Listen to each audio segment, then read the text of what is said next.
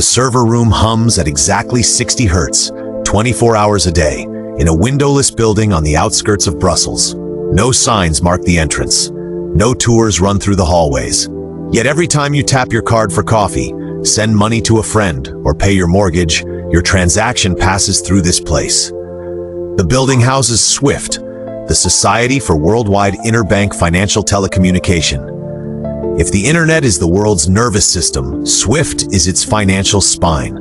Most people have never heard of it. Banks pray it never breaks. In 1973, 239 banks from 15 countries built this network because chaos was expensive. Before SWIFT, moving money between countries meant phone calls, telex machines, and prayer. A wire transfer from New York to London could take days. Mistakes cost millions. Human error was the norm, not the exception. The banks needed a common language, a shared set of rules, a way to speak to each other without translators. They got more than they bargained for. The trigger came in 1972 when Chase Manhattan tried to wire $5 million to Lloyd's of London. The message got garbled in transmission. The money disappeared for 3 days while clerks in 2 countries played telephone with carbon paper and coffee-stained ledgers. Carl Reuterskiöld, a Swedish banker, watched the chaos from his desk at Citibank and saw opportunity. He pitched a radical idea at the next banking conference. What if every bank spoke the same digital language? The acceleration started with a handshake in Amsterdam. Reuterskiöld convinced 239 banks to fund a shared messaging network. Each bank paid $35,000 up front, roughly $200,000 in today's money. The concept was simple. Instead of calling each other, banks would send standardized messages through a central hub. Every wire transfer, every letter of credit, every currency swap would follow the same format. MT-103 for customer payments, MT-202 for bank-to-bank transfers, MT-700 for trade finance. The codes turned banking into a protocol. The early win came fast. By 1977, SWIFT was processing 3.4 million messages per year. Wire transfers that once took days now cleared in hours. Banks saved millions on international phone bills. Human error dropped by 90%. Reuterskiöld became the network's first CEO, earning $150,000 a year to build the financial internet before the internet existed. The hidden cost showed up in the basement. SWIFT's computers required military-grade security because every message contained banking secrets, account numbers, transaction amounts, correspondent relationships. The data was gold to criminals and governments alike. SWIFT spent $2 million on encryption in 1979, when most companies treated cybersecurity as an afterthought. The security budget doubled every 3 years. The crossroads came in 1985 when the Soviet Union applied to join. The Cold War was raging. American banks used SWIFT to move dollars. Soviet banks wanted access to process ruble trades. The State Department called it a national security risk. The Treasury Department called it unavoidable. Global finance didn't respect political borders. If SWIFT said no to Moscow, the Soviets would build their own network. Fragmentation would kill the efficiency gains. The clause no one read was buried on page 47 of SWIFT's membership agreement. Governments could demand access to transaction data for national security purposes. Most banks skipped the fine print. They wanted the network effects, the reduced costs, the competitive advantage. The clause seemed academic in 1973. By 1985, it looked prophetic. The moment of no return arrived on September 12, 2001. The Twin Towers were still smoking when Treasury Secretary Paul O'Neill called SWIFT's headquarters.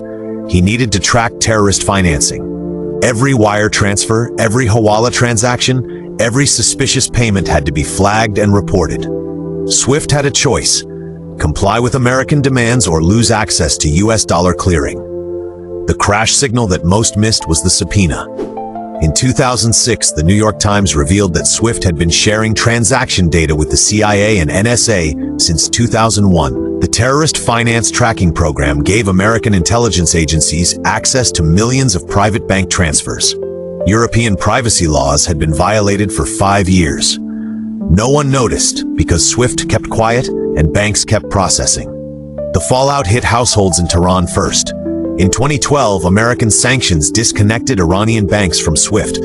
Ordinary Iranians couldn't receive money from relatives abroad. Import businesses collapsed overnight. Medical suppliers couldn't pay for cancer drugs. Maryam Hosseini, a pharmacy owner in Isfahan, watched her insulin inventory dwindle to zero. Diabetic patients offered her gold jewelry for medicine she couldn't buy. The network that promised efficiency became a weapon of financial warfare. Disconnection meant economic exile. Iran's central bank scrambled for alternatives. Barter deals with Turkey, gold shipments to Dubai, Bitcoin experiments that violated their own laws. None matched SWIFT's scale or reliability. The isolated economy shrank by 20% in 2 years. The backroom fix was a European workaround called Instex. Germany, France, and Britain created a parallel payment system to trade with Iran despite American sanctions. The system processed its first transaction in 2020. Total volume, $500,000. SWIFT processes $5 trillion every day. The fix was symbolic politics, not practical finance. The aftershock reached Moscow in February 2022. When Russia invaded Ukraine, European leaders disconnected major Russian banks from SWIFT, the digital equivalent of cutting telegraph cables in wartime. Russian businesses couldn't pay suppliers. Oligarchs couldn't access offshore accounts. The ruble crashed 30% in a week. Financial warfare had gone nuclear. The ledger truth changed the power balance permanently. SWIFT became the world's financial choke point. The Belgian company that promised banker neutrality now enforced geopolitical sanctions. 10,000 banks in 200 countries depended on a network controlled by Western governments. China started building alternatives. Russia pushed for digital currencies. The unified system was fracturing. The second-order costs rippled through emerging markets. Banks in Africa and Asia faced a stark choice.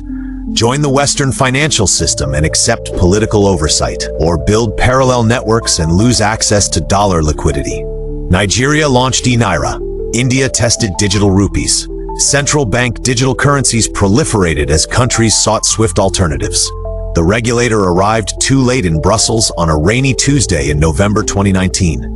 European Union lawmakers demanded that SWIFT comply with European data protection rules.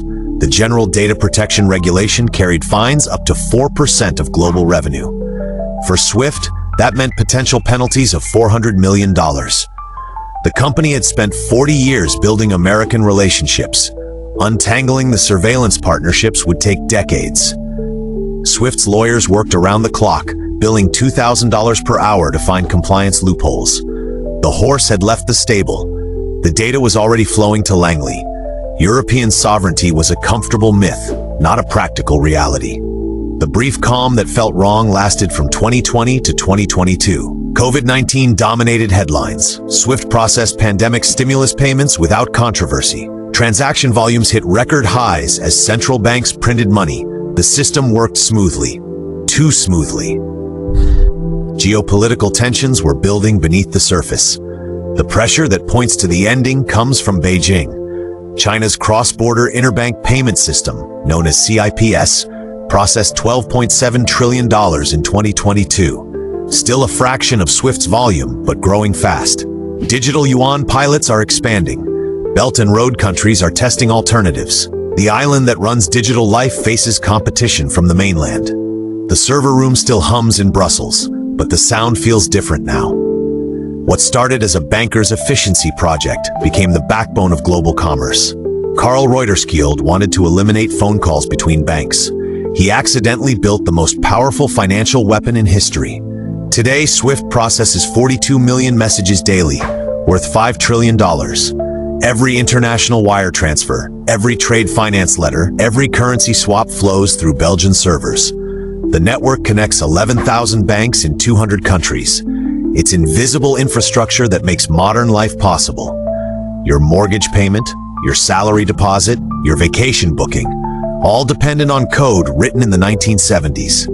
The irony runs deeper than most realize. A system designed to eliminate human error now depends on human judgment about which countries deserve financial access. The neutral network that connected global commerce has become the enforcement arm of Western foreign policy. But invisibility cuts both ways.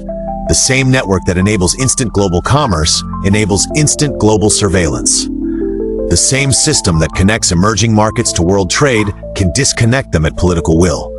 SWIFT's neutrality was always an illusion. In a multipolar world, neutrality becomes impossible. The future belongs to whoever controls the pipes. China builds CIPS, Russia pushes for bilateral deals. Central banks design digital currencies that bypass SWIFT entirely.